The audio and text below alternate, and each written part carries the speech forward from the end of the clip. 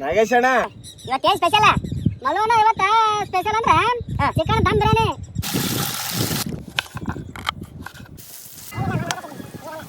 ಅಕ್ಕಿ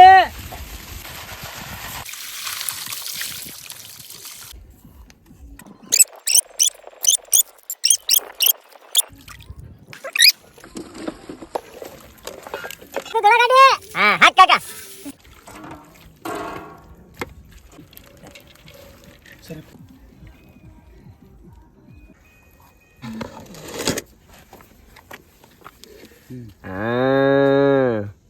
leg piece ಕಾಕ